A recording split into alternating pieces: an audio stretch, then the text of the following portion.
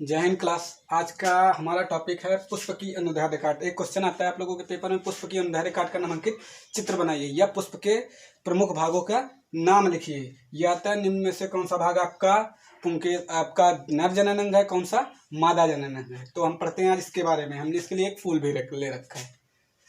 तो सबसे पहले पढ़ते हैं पुष्प के भाग। तो पुष्प के भाग कितने होते हैं? तो पुष्प के स्पेशली आपके जो होते हैं 4 टाइप्स होते हैं, 4 भाग होते हैं। इस पहला होता है आपका बाह्य पुंज। जो आपका ये पुष्प दिख रहा है, इसकी जो बाहरी ये कवरिंग दिख रही है, ये आपकी क्या होती है? बाह्य पुंज। इनको बाह्य पुंज बोला जाता है।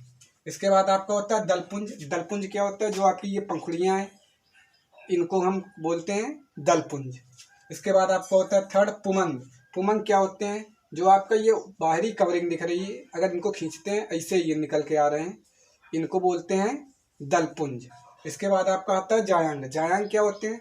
जब कोई एक पुष्प लेकर के स्पेशली इनके बीच से फाड़ते हैं तो आपकी छोटी छोटी संरचनाएं दिखाई देती हैं, उनको बोला जाता है जायांग। ये आपकी दिख रही है, मैं भी दिख रही हो, ठीक। तो ये आपके होते हैं पुष्प के मेन 4 पार्ट। तो आपका क्वेश्चन आता है पुष्प के प्रमुख भागों के नाम लिखिए, तो आप क्या लिखेंगे? पुष्प के मेन प्रमुख 4 भाग होते हैं, बाह्य दलपुंज, दलपुंज, पुमंग और जायांग। अब आपका आता है डायग्राम बनाने को। डायग्राम हमने आपके सामने ड्रा कर रखा है, आप देख सकते हैं। इसको कॉपी भी करना है आप लोगों को इसको।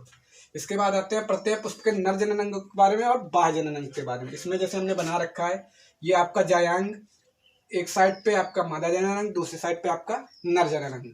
आपका बाह्य दलपुंज, जिसको हमने आपकी बताया था, जो आपकी बाहरी कवरिंग होती है। दलपुंज, जो आपके पेटल पंखुड़ियां होती हैं। अब इसमें पढ़ते हैं पहले मादा जनन अंग। मादा जनन अंग क्या होता है? पुष्प का स्त्री केसर भाग होता है या फीमेल भाग होता है। इधर हमने लिख भी रखा है स्त्री केसर या अंडप, इसका दूसरा नाम होता है। तो इसमें क्या होते हैं? आपका सबसे पहले एक स्टाइल निकली होती है, सीधी छान निकली होती है। इसके ऊपरी भाग जो होती है, जहाँ पे आपके कई पार्ट में डिवाइड होता है, उसको बोला जाता है वर्तिकाग्र या स्टिग्मा। एंड आपका जो पेटल्स होती है एकदम स्ट्रेट जाती है, उस स्ट्रेट जिसके द्वारा आपके फूड, आपका जो भी मटेरियल होता है उसको ट्रांसफर किया जाता है, वो आपका होता है वर्तिका। वर्तिका के द्वारा ही आपका जो नर पुष्प होता है, उस नर पुष्प का परागकण वर्तिकाग्र में निषेचन होता हुआ आपके अंडप तक पहुंचता है। आपका थर्ड पार्ट है अंडाशय। अंडाशय वो होता है जहाँ पे आपके निषेचन के पश्चात बीज का निर्माण होता है। तो आपके 3 स्पेशल पार्ट होते हैं मादा जनन के। पहला होता है वर्तिकाग्र, वर्तिका और अंडाशय, stigma, style and ovary. And आप आ जाते हैं नर जनन अंग। नर जनन पुष्प का नर भाग होता है, जो आपके निषेचन में प्रमुख रूप से मदद करता है। इसका दूसरा नाम पुमंग भी होता है। तो इसमें क्या होता है? इसमें सबसे पहले आपका परागकोश होता है, जिसको एंथर बोलते हैं। परागकण आपने ऊपर देखा होगा, लगे रहते हैं हर चीज के ऊपर। उन परागकण, उसके बाद जिन इन परागकणों का जो पोषक पदार्थ स्थानांतरण करता है वो पुतंत्र होता है, जो इनको पोषक पदार्थों का ट्रांसफर करता रहता है। तो आपका होता क्या है?